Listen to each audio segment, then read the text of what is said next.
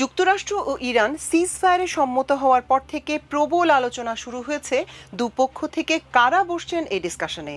এর মধ্যেই চুক্তির প্রভাব পড়তে শুরু করেছে সারা বিশ্বে। স্টক মার্কেট, তেলের দাম আর সাধারণ শান্তিপ্রিয় বিশ্ববাসীর মন স্বস্তি সর্বত্র।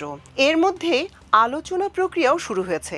শান্তি প্রতিষ্ঠার জন্য যুক্তরাষ্ট্র ও ইরানের প্রতিনিধি দলকে ইসলামাবাদে আমন্ত্রণ জানিয়েছেন পাকিস্তানের প্রধানমন্ত্রী শেহবাজ শরীফ। আগামী শুক্রবার এই আলোচনা শুরু হওয়ার কথা।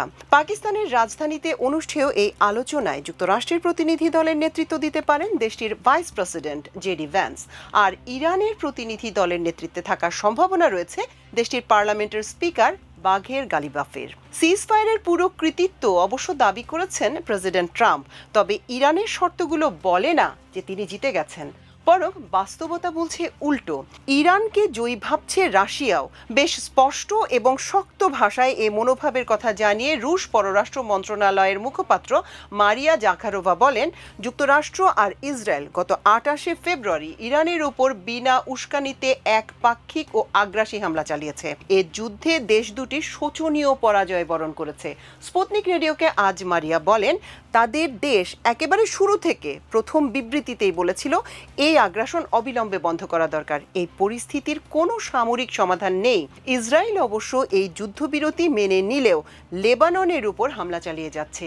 যদিও 2 সপ্তাহের যুদ্ধবিরতিতে রাজি হয়েছে লেবাননের ইরানপন্থী সশস্ত্র গোষ্ঠী হেজবুল্লাহর সঙ্গে সম্পর্কিত লেবাননের অন্তত 3টি সূত্রের বরাত দিয়ে খবর জানিয়েছে বার্তা সংস্থা রয়টার্স। ইসরায়েলের বক্তব্য হচ্ছে, যুদ্ধবিরতি ইরানে কার্যকর হবে, লেবাননে নয়। ইসরায়েলের এমন একপাক্ষিক অবস্থানের পরও 2 সপ্তাহের যুদ্ধবিরতিতে রাজি থাকার কথা জানিয়েছে হেজবুল্লাহ। রয়টার্সের তথ্য, হিজবুল্লাহ আজ বুধবার সকাল থেকে ইসরায়েলের উত্তরাঞ্চল এবং লেবাননে ইসরায়েলি বাহিনীর উপর কোনো ধরনের হামলা চালায়নি। এদিকে লেবাননের দক্ষিণাঞ্চলের সিদন এলাকায় আজ বুধবার ভোরে আকাশপথে একাধিক হামলা চালিয়েছে ইসরায়েলি বাহিনী। এসব হামলায় 10 জন নিহত হয়েছে, আহত হয়েছে আরও 22 জন। লেবাননের স্বাস্থ্য মন্ত্রণালয় জানিয়েছে এ তথ্য। গত 28 ফেব্রুয়ারি ইরানে হামলা চালায় যুক্তরাষ্ট্র ও ইসরায়েল। মূলত ইরানের ইউরেনিয়াম সমৃদ্ধকরণ বন্ধ এবং হুথি, হেজবুল্লাহ সহ অন্য দেশে তাদের যে প্রক্সি ওয়ার চলছে সেগুলো বন্ধ করার দোহাই দিয়ে এ হামলা চালানোর দাবি করেন ট্রাম্প ও নেতানিয়াহু। টানা 39 দিন তীব্র হামলার দাঁত ভাঙা জবাব দেয় ইরানও।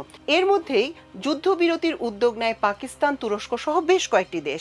তাদের উদ্যোগেই মূলত যুদ্ধবিরতিটি সম্পন্ন হলো। মূল উদ্যোগটি ছিল পাকিস্তানের।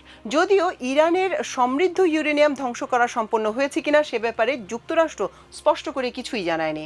ধরে নেওয়া যায় সেটার কিছুই করতে পারেনি তারা। আর হুথি ও হিজবুল্লাহ তৎপরতা আমরা দেখতেই পাচ্ছি। কাজেই যুক্তরাষ্ট্র এই সিজফায়ারে কতটা লাভবান হলো তা নিয়ে প্রশ্ন থেকেই যাচ্ছে।